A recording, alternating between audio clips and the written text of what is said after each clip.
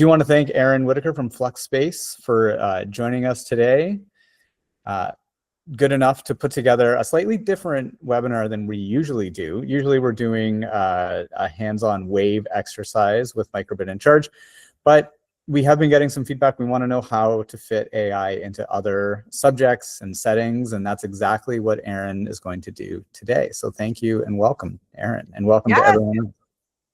Thank you for having me here. So let me get my slides here. Yeah, so Erin Whitaker here from the Pittsburgh area of Pennsylvania. If you're from Pennsylvania or any part of Pennsylvania, I won't judge if you're from the Philly area, I promise. Go ahead and put a shout out where you're from. Love to hear. I know some people put some stuff in the comments already. But my role is as part of Fluxspace, and we are good partners with Forward Education, is to help schools and organizations develop innovative learning spaces and experiences, right? And so I'm a former educator myself. So I have been in all of your shoes before. I taught for 13 years in the classroom before joining Fluxspace now as an innovation specialist, right? And so our mission really is to reimagine learning by transforming spaces, integrating technology, and equipping educators for future-ready experiences. And so our role is really to help transform what learning looks like from what the space feels like to the technologies and support that's needed in those classrooms. So we work closely now with Forward Education, especially as we're navigating AI and what this looks like and how this, how do we integrate and teach our students what AI is all about. And as you'll see today, the microbits and the charge kit are a really good way to really get a good understanding with a hands-on experience of how AI works, right? And so the tool that I have today, and if you have yours, hold it up, right? So you have your microbit, maybe you have the charge pack, maybe you don't, and that's okay if you don't have it. But the microbit, such a small, little inexpensive tool, but you can do a lot with it, right? And so Forward Education really has this crux of like, how can we teach coding and make AI simple for even our youngest learners to use, right? And so there's some activities here that if you're an elementary teacher, you can do these activities with your students. And that's the great part about this is it has what I like to call the low floor, high ceiling, right? Like you can be an entry level, or you can get more advanced with the coding and the content that you're integrating with the coding and AI tools based on your students' need and experience, right? And so this are going to be our tool today that we are going to be learning from. So if you have questions, I know Cam's going to be monitoring the chat, so feel free to use the chat to answer questions, and then he'll kind of pull out any questions we have throughout the thing. So we ready to go? All right. Let's rock. Yeah, perfect. So like I said, feel free, ask questions in the chat. We already mentioned that this will be recorded. Feel free to tag Forward Education and even Fluxspace. Hopefully there's some of you that already know about Fluxspace or maybe have been to a Fluxspace, which would be awesome. And then I know Cam's gonna have a few polls that are gonna come out just to learn a little bit more about you all and know a little bit about like what you're teaching. Are you a content? Are you a STEM teacher? Are you elementary? Are you high school? Just to get a little bit of an idea of where you're coming from and what you teach.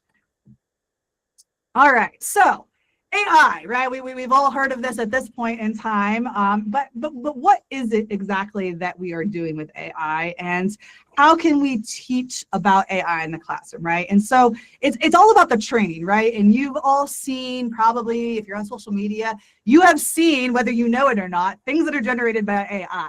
And the hard part with that is how do we know what's AI driven and what's not, and how does it create these models? And it's all about the data that goes in it, right? And so what we're trying to do is how do we get a better understanding for that data? What is the data that's going in? And that's what the hands-on activity is meant, is like understanding a better idea of the data sets that are going into it at a very basic level, right? And then understanding like, is it producing the results that I anticipated? Why is it? Why is it not? Where is this information coming from?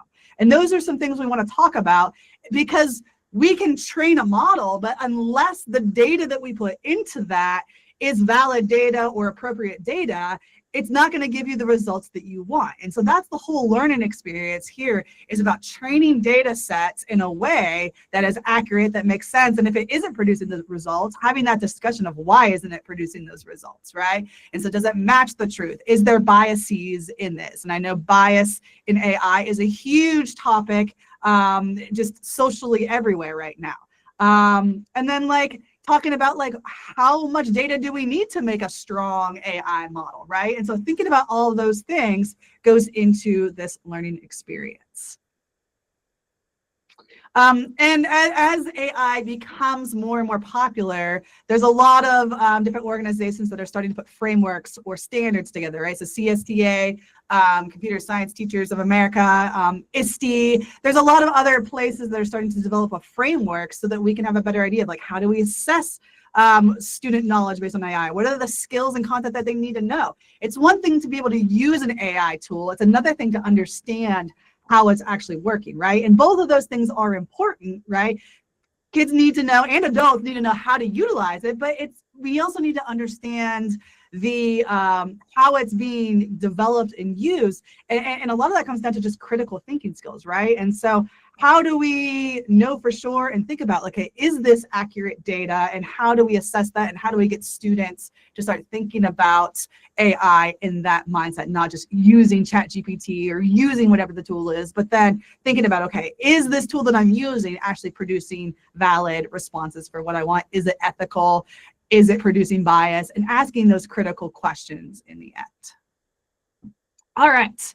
So what you'll need, so hopefully if you sign this up, either you're interested in using the microbit, or maybe you already have one. If you have one, I would encourage you to follow along and kind of the do as we go, because we're going to get to a point where we're going to actually do some activities here with the microbit, so you get a taste of how it actually works, right? Now, you don't have to have the charge kit like I do here, although it is a cool tool. If you have just the microbit, that's fine. You can have it plugged in to your computer. If you have a wrist strap, if you have it with the battery pack, like all those things are fine. And we work with what we got sometimes, right? Now, the charge kit is really cool. So again, at the end, if you're super interested in learning more about the charge kit itself, again, it is this battery pack that hooks up to the microbits. It's portable, right? It charges. So you've got your plug-in port here to charge it, so you don't have to be constantly changing out batteries and so on. It's ready for your AI motion. So it's got this nice wristlet here. Again, you can get crafty with just the microbit itself and have students create their own wristlet, but this one is nice that it already comes with the wristlet. Put it on your ankle, put it on your arm, add more things to it. And it's pretty cost effective. I mean, if you, for about 20 bucks, a little over 20 bucks with the microbit included, right? The unit itself is $6, but you can get a set of these. I mean, you can spend less than $100 and get those. And if you already have the microbits, it's definitely more than affordable to add these to your collection of tech tools that you have. All right, so what I really want to dive into first here, and I'd love for you, if you are someone teaching with this already, feel free to use the chat to put in your own experiences with the microbit. What I like to do is not only talk about how the tool works and how to use it, but talk about like how it relates to different content areas. How, if I'm a math teacher, can I use the microbit in my classroom? How, if I am a social studies teacher, a music teacher, an art teacher, right? And thinking about how I can utilize these technologies in a way, because AI is everywhere, right? It's not just for STEM teachers. It's not just for the computer science teachers, right? It's infused in our everyday lives. And so it should be infused in everyday content to some extent. Does it have to be in every lesson? No, absolutely not. But like, we should be mindful and be thinking about what are those conversations and when is it relevant to pull in something with AI when we're teaching our content, right? So I've got a few examples here that I was going to dive into. And again, if you want to add your own anecdotes of things you've utilized this for, like, I love to hear what other teachers are doing. This is not an exhaustive list. These were just a few examples that I pulled either from my own experience or from other teachers that I have heard from. So So math, so analyzing graphs and writing equations to match, right? So what you'll notice with the microbit is when you go to analyze, and I'll pull up my other screen here for a second, you'll see that it's producing graphs, right? It's producing XYZ coordinate graphs. And we're going to go into this in a minute, so don't feel like, oh, what is that? We're gonna have all of you go into this. But it's producing different graphs. So analyzing data, XYZ coordinates, or what does that mean, right? What is the x-axis, y-axis, z-axis, like thinking about 3 dimensions. So that's one piece of it. And then we've got science, like what if like you want to measure and create an earthquake meter, right? So now you're getting into design principles of, okay, let's create an earthquake shaker meter, and it's using the accelerometer to see like how fast, how strong that shaking motion is, right? So you're bringing in some science principles, science standards into this. Social studies, right? Societal impacts of AI, data, and bias, right? How does that affect our societies, or how will it affect, right? There's a lot of critical thinking over the coming weeks, months, and years around how this is going to impact societies. How is it going to change things culturally, politically, right? All of those things across the world are going to be affected. And social studies is an area where we can pull some of those things in. How does a historical context relate to a future context of things, right? Thinking about we're in this new revolution. How can we take things we learned from the Industrial Revolution and apply it to the changes that it might be coming later, right? So thinking about all those pieces and parts and how that can relate to content area there. ELA, English language arts, how a language model might produce results. So one of the big things that I always heard, especially in the early days of ChatGPT and AI was, oh, students are going to cheat. Oh, like we can't have students. Let's ban all the AI models out there, because it came from a sense of fear, right? And it was a valid fear, and it still exists there. But then how can we use that to our benefit? I was having conversations yesterday around using it to our advantage, because a lot of using these language models is about how to ask proper questions, right? And so to me, this is a prime way where teachers and educators can use a tool, a language modeling tool, to teach students like how to create good questions and answers, because those language models, they can be a little tricky to navigate. There is an art to having a conversation with an AI model to get the results that you need. Also critical thinking, right? Like they're teachers can know when students are using AI and not using AI if they know their students well enough and they're writing, right? But having that conversation of how to use it as a thought partner. I use AI every day. I'm sure other people in businesses do. And a lot of times it's a thought partner. It's, oh, here's what I'm trying to say. How can I make this sound like this, right? And obviously when I'm writing this to AI, I'm being very specific with my questions.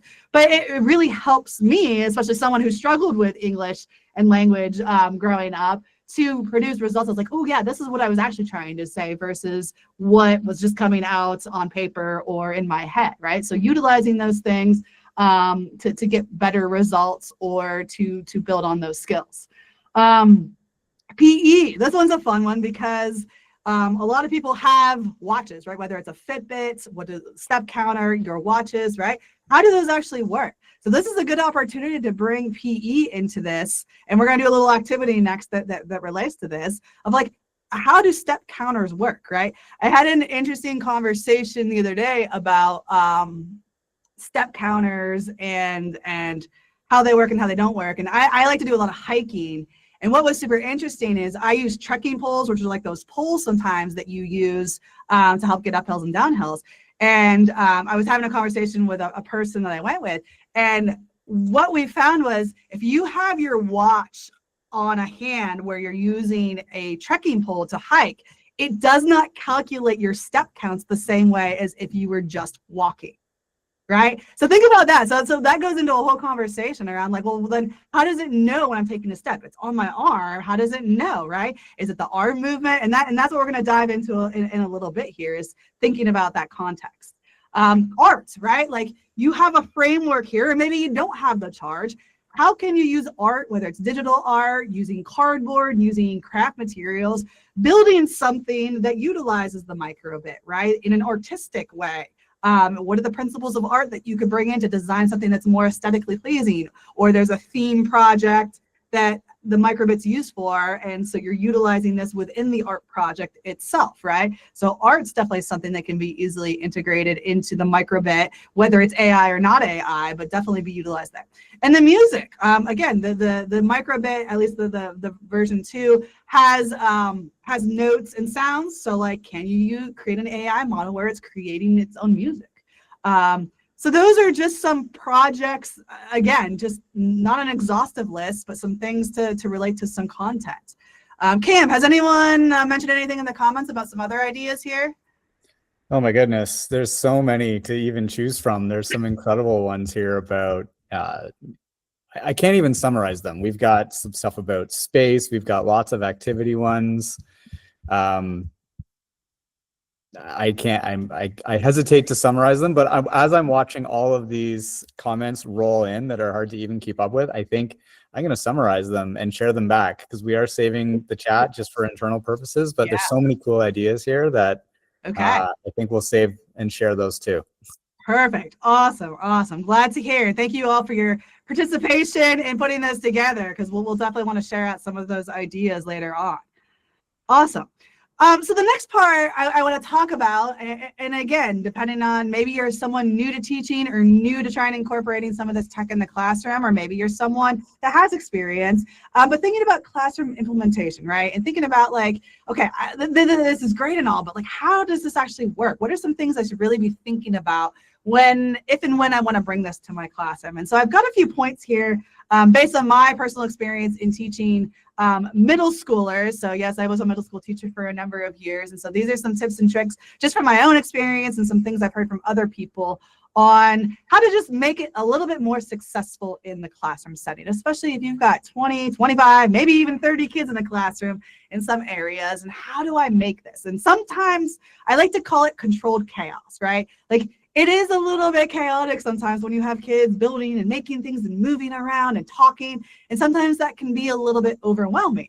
But there are ways that we can make it feel more controlled. So I like to call it controlled chaos in the classroom here. So my first note here is a device like this, it's pretty small, probably works best in pairs. If you can do it individually, that's fine. But pairs gives them a good opportunity to have conversation with each other while still giving everybody an opportunity to work. You get into 3s and 4s, sometimes you get that student that maybe just is kind of just watching and not really actively participating as much. And again, if you have limitations, as you've only got a set of like 6 of these or 10 of these and you can't do pairs, like, it's okay, it will still work. I'm just giving the ideal scenario if you're able to produce more of these in your classroom. So pairs is great. If you can do individually, individual is great too, but I still encourage, even if it's individual, the activities should be framed where students are still talking and collaborating and sharing the data, right? Because we want to produce that teamwork, oh, what did you get? And what did you get? And why are they different? And so having that teamwork or that collaboration or sharing is definitely important in the classroom. My second point is giving playtime. And I say playtime in quotes there because what inevitably happens, especially with a new piece of technology, if you're doing this for the first time, is it's not going to work for everybody the first time. So you get in a classroom, someone raises their hand, mine's not working, mine's not turned on, this isn't working, my computer's not charged right. So what I would often do if I was introduced to a new tool or a new technology that it was the first time I was using it as a teacher, the students it was their first time, is to give that time where it's just, I don't know, maybe you have an hour-long class, you give them the first 20 minutes of this playtime. And that is just give a task, a simple task for them to achieve, but it gives a time to test out the technology. Okay, does it work? Is it connecting to the laptops? Is it turning on? Are there wires not working, right? Without getting overwhelmed that, oh my goodness, I'm losing a whole class and I didn't get through that lesson. And so it gives that time to make sure things are working. What it also does is it gives you time as an educator to figure out who are your student leaders that can help you as a teacher, especially if you're new to this or maybe not as confident, as your go-to students of like, okay, I know these 3 students are really good at figuring this out. And so if I'm not sure, if I need someone else to help me, especially if you're the only teacher in the classroom, I can say, oh, so-and-so over there, you know what, can you help them figure out how to plug that in, right? And so it gives you the ability to see who those student leaders are with that technology that work on it well. And so it helps you in both of those ways. The next thing is use a process. I am a huge proponent of design thinking and using that as a model when it comes to creating and hands-on activities and projects. So unlike playtime, it's a little bit more, it has a goal, has a target of, okay, this is what you're going to try and do. The process really is a bigger long-term project that really goes through that process. And there's a couple different models that I've listed there. And there's not one I necessarily think is better than others. I think it depends on what you're trying to do.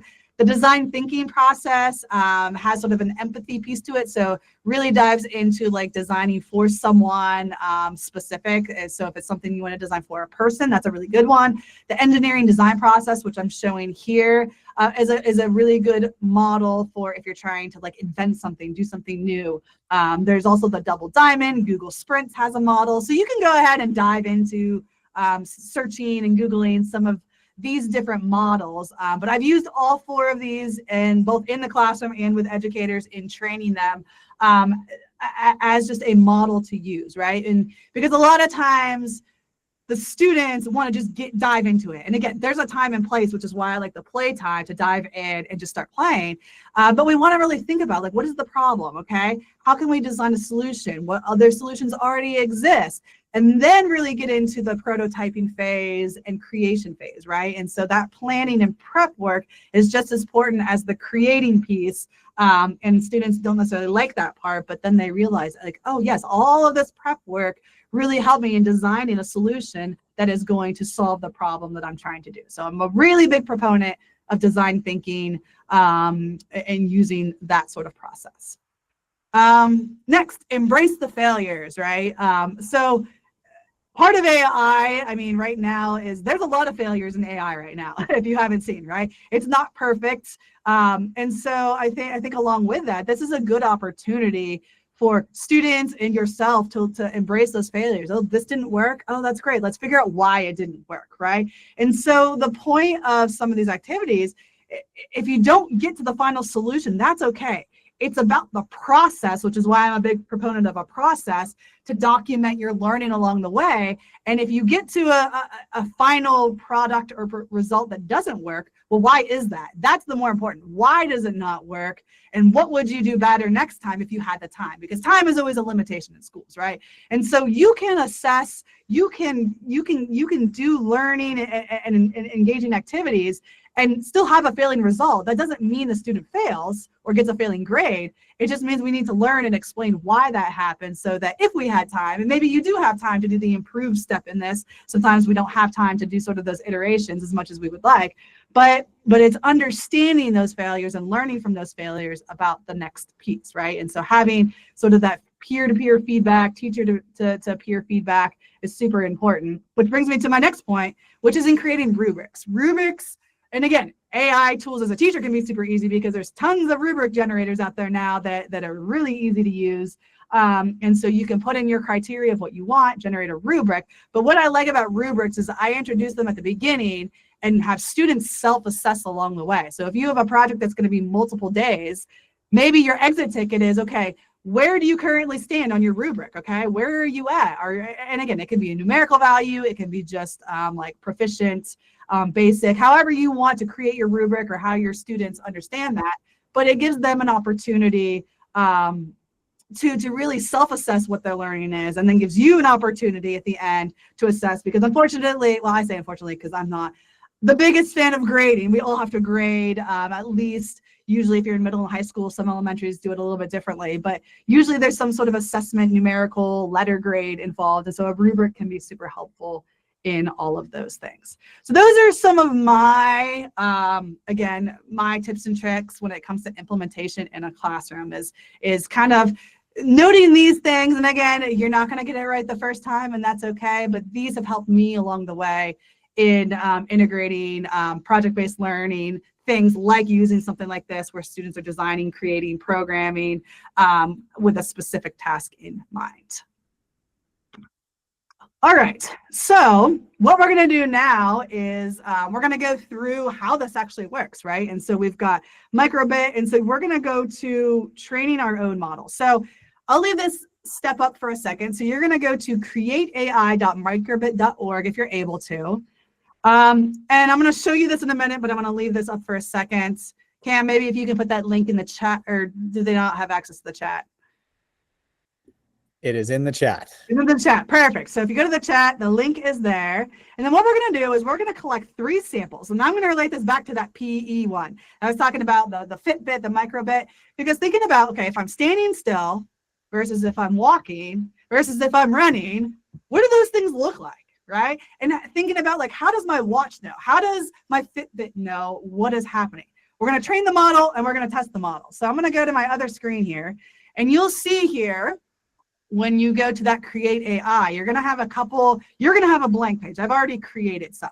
And what you see is as I'm moving, you can see at the bottom there, the graph, right? The graph is going up and down, my X and Y, depending on how I turn things differently, right? It's going to do different things. And so I put this, right? This is going to go on my hand here. Let's see, which way do I have it here? Like this. And what I've done is recorded 3 different stances, where I walk, where I run, and where I stand still. So let me just put this back on for a second here. Okay, so what I've done is created my walk, and then all you have to do is pose how you want to pose. So for walk, I'm going to be standing still. And what you'll do is you'll hit record, and 3, 2, 1, it's just going to record just for a quick second. That's all it's going to do. So as it's counting down 3, 2, 1, you want to be in the motion that you're doing. So if I'm doing running, I hit record. I want to start running right now, and it's going to record my data, and it's going to keep adding data sets, right? And oops, I actually put the wrong one. This was actually walk. So if you look at your graphs here, now again, comparing graph data, this one doesn't look quite right, right? So we talk about input and that data that we're putting in. I want to get rid of this one because that's not actually walk. That was me standing there. So let me try that one again. And let's say I'm walking in place here, but we're going to walk, right? That one looks a little better. And then down here, I can add another standing still one. Okay. So I've recorded 4 different ones. Okay. Now, part of this lesson is if I were to record just one of these each, is my data going to be very accurate? The short answer is no, right? So part of this learning experience is the more data that we can get, the more accurate the training model is going to be. So when I hit train model here, right, it's going to take a second. It's going to train my model, right? So right now, if you look at the bottom right, it's saying standing still because I'm standing still. If I start to run, notice that it changes at the bottom. It's estimating that I'm running, okay? And then if I'm walking, right, it is the walk. Now notice that there is this percentage here. So right now, my hand's kind of off to the side. It doesn't really know what it wants, right? Because it's not really matching any of those. So if it's doing this and it's not doing what you want it to do, then what you need to do is go back and edit and add more samples, right? The more samples of correct data that you have, the better your outputs are going to be, right? And so right now, it's saying, okay, this is only, even though I am standing still, it's only 55% confident right now that I'm standing still because the way my arm is, right? And so if I go back down here, oh, now we're getting up there because this is how I trained my model, was like this. I didn't train my model with my arm out like this. I trained it like this. So the details are very specific. So if we go back to my problem I had before when I was talking about my hiking, right? Well, when you are hiking and you are walking, right, your arms are going back and forth. But when you're using trekking poles, you're going like this, right? You're doing more of this motion. So it's going to give me different information back. And so the way that the are working is they are calculating it in a different way. Yeah. So let me give you guys a minute to make sure you're connected. And Cam, anything in the chat or anyone having any trouble or have any questions so far? I will share Max's tip Okay. because I myself struggled with this very use case where you need to record a resting motion or a standing still motion. It really helps with the accuracy of the other things, and it saves Microbit from trying to always guess what you're doing. So really, really good tip there, Max. Thank you.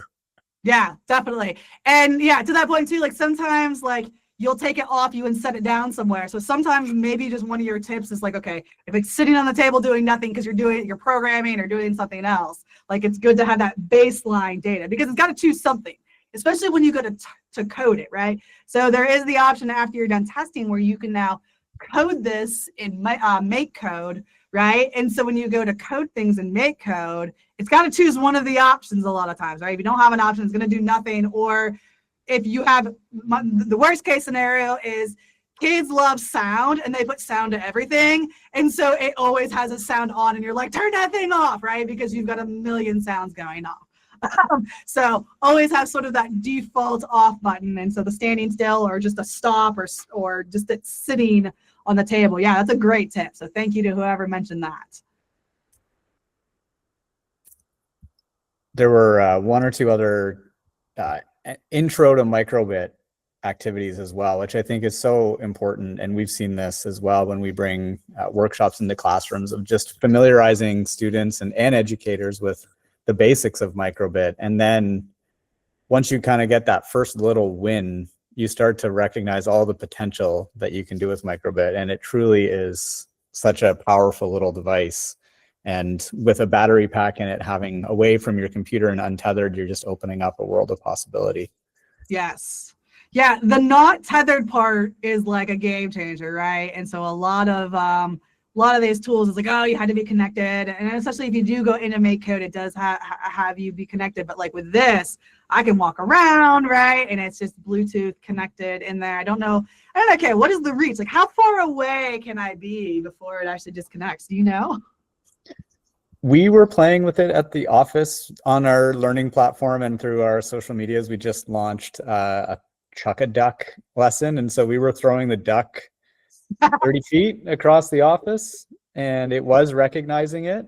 I do think that Bluetooth interference, if there's a lot of students with microbits in the classroom trying to do this, it may not be quite as effective, but I can say that for one microbit, it does stay connected for a pretty good distance.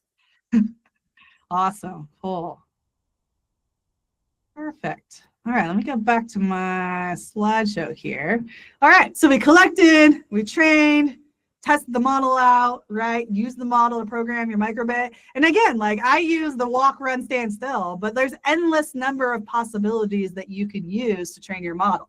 So another one that Cam had mentioned here was like a simple wave activity, which I know is a built-in lesson already, right? And so if you look at these 4 images here, thinking about, okay, like how is the microbit registering each of these waves, right? This is different than this is different than this, right? So it's going to read differently. I mean, even if you just hold your microbit up, I mean, if I am holding this, right, and I go like this versus this, right? Those wave patterns versus this, like they look differently, right? And so what that brings up then is questioning, okay, like what is that data input? How does that produce bias? What biases could come from the information, or how could bias be a part of this? And so that data input is super important when it comes to accuracy of AI and the results that you are getting out. Now, as more models train, like it's going to get better. But again, if you're training on bad data, it's not going to get better. And so that's the important. So where I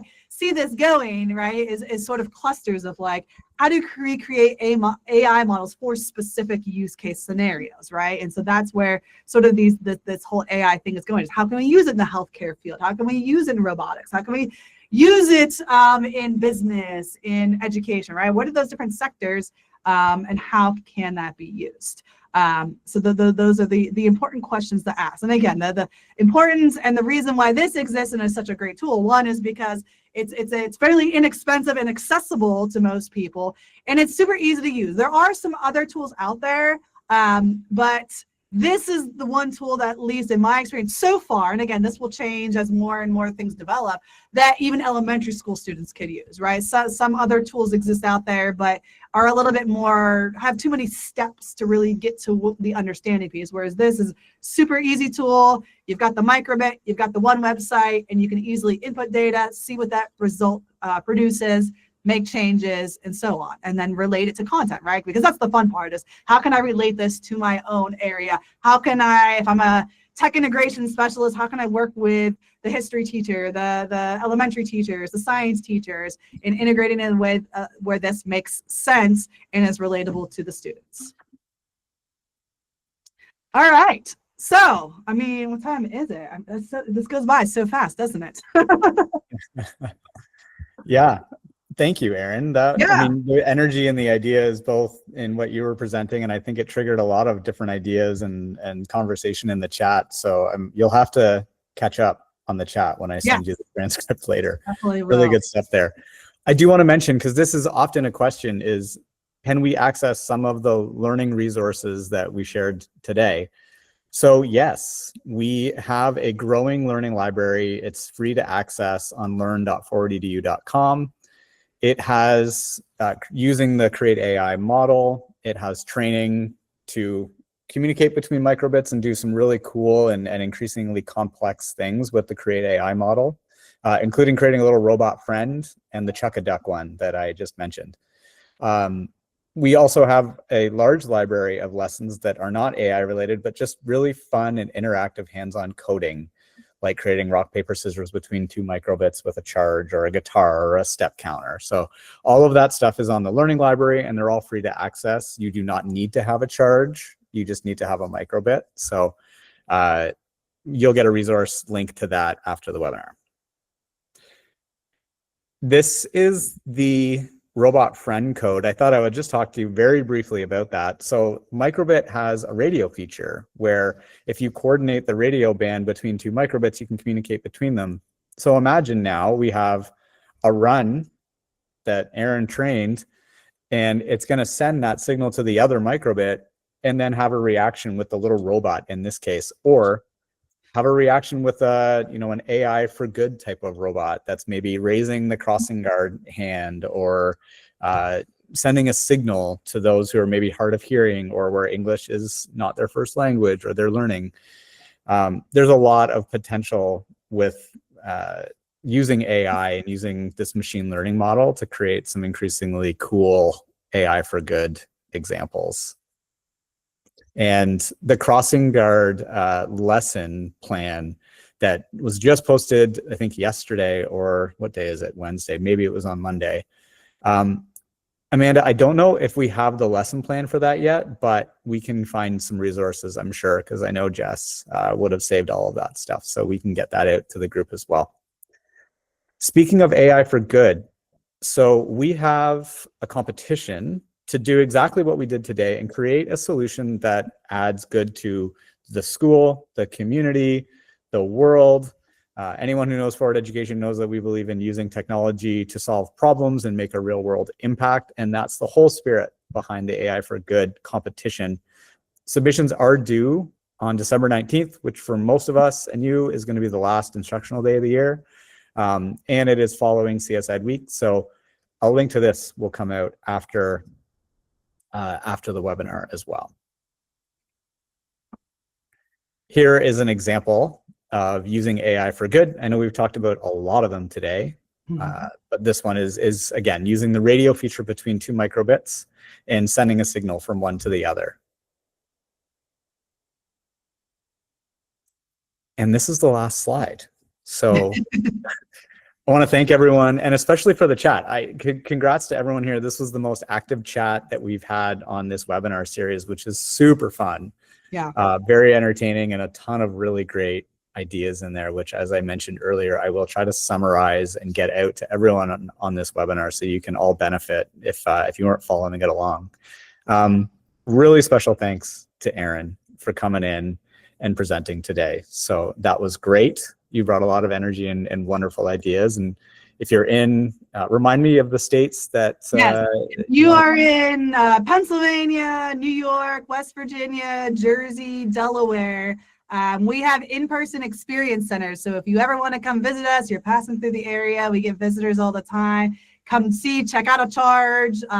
Some of the other kits that we have here, we love to have people in our spaces all the time. So feel free, check out our website, which we'll have linked here as well. But follow our newsletter as well as Forward EDU, because I'm sure we'll have more collaborations coming out in the future.